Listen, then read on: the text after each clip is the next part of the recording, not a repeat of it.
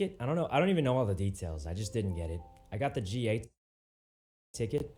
I traded for a VIP ticket because they gave it to me, and somehow it got traded away again. Everyone had to go to the bathroom, and we tried to go to the VIP section, but then I looked. I didn't have the VIP ticket anymore, which means you can't really go to the bathroom because if you go to the regular bathrooms, there's someone pooping in there on the floor for some reason. They're kind of crazy. So I pretty much just had to hold it till we got back. So luckily, it was pretty late in the night. We were sitting by the churro stand. Mr. Lang bought us some churros, and they tasted terrible. Actually terrible, and I don't even know how much they cost. Because, like, you go and buy it, they just take your card and swipe it. They don't even tell you how much it costs, and it's so loud I couldn't hear them anyway. So they probably paid like $30 for that churro. And it was bland, tasteless. I think they forgot the sugar, and I had to hold it the whole time, guys. We crawled back, walking out. I was talking to Mr. Lang on the way, guys. It was so windy and dusty that I was like, guys, we're actually trying to make like first contact through a Martian solar storm. We're the first men on Mars walking through the crusty, deserted, dusty, like rock-infested wasteland of the Martian landscape. And then like Mr. Lang was like, I can see myself falling down on my knees here and yelling for help. And I was like, don't give up, Mr. Lang. We can make it. We can make it. Just don't give up. And he was like, if I stop walking, I won't be able to get up. I won't be able to get up. And I was like, don't give up, Mr. Lang. You can't.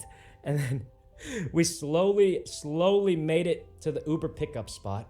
And then we asked the guy, we were like, how do we get to the Uber? And then we checked the phone app. The dude's like across the street. We waited for 15 minutes and he did not move because there's so much traffic. And then we were like, maybe we just walk. What if we just walk to the car? And then we were like trying to walk there, and the worker was like, oh, you can't just walk on the street. And we were just like, what are we supposed to do? Just wait here? Wait here for 3 hours? So we canceled the Uber, walked like 2 streets down, which shockingly took like 1.5 hours. There were cops everywhere, actually cops everywhere, spamming. The grocery stores were shut down, people sitting on the sidewalk throwing up. And like, we walked over, called the Uber. We were like, we saw the Uber and we freaked out, guys. We were like, we made it. We're going home, guys. We're going home. We're not trapped here. That we all crawled in the car, and the guy was like, thank God you guys walked here. Last time I picked someone up, it took like 3 hours to get to the front. And then he drove us back, and then I just crawled in the closet, laid there for a bit, tried to fluff my pillow. I went to the bathroom, and I just kind of huddled there for a minute. It was a struggle, guys. It was a struggle. And you know what the worst part is? The other group made it back before us because they just went up to a random car and said, hey, I'll pay you like $500. I don't know if it was $500, but I assume it was a lot of money. They literally walked up to a random car. They said it was a Russian dude who like didn't, or something, and it was just like, drive us to this house. And they made it. And then me and Mr. Lang saw it too. Like, I'm not gonna lie, there's like, I don't think they're official taxis, but there's just cars on the side of the road. And they're like, hey, come in my car and I'll take you back for money. And me and Mr. Lang saw it too. And I was like, yeah, that seems real sus. I'm just gonna take the Uber. But apparently everyone else just took the taxis. That didn't look very official, if I'm honest. It seemed risky for us, but they did make it back so much sooner. It just seemed a little dangerous, like a little dangerous. But yeah, doesn't seem safe. I mean, here's my thoughts on it, guys, right? So a lot of people are thinking it's scary, but I thought about it more, right? Let's say you get kidnapped and they sell your kidney. They'll get like a few $1,000.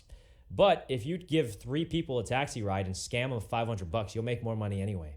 So it's actually in their best interest not to kidnap people, because they'll just rip you off so hard that they'll make more money by not kidnapping you. Because if they kidnap one person, it'll take all night. That's your whole night gone. You can drive 3 people, you'll make more money. Because they scam you so much anyway, you'll actually make more by not doing it. Now, even with that, we took the Uber because it's much safer. Obviously, it's not perfectly safe, but it's safer. But chill. I'm memeing, but actually, it was a thing they did there. You know, it was really crazy though. There were people like selling stuff out at the end. How do you know this? I just made up numbers. I'm gonna be honest, guys. I'm just trying to make it funny. But yeah, basically, we had a lot of walking. It was a whole journey.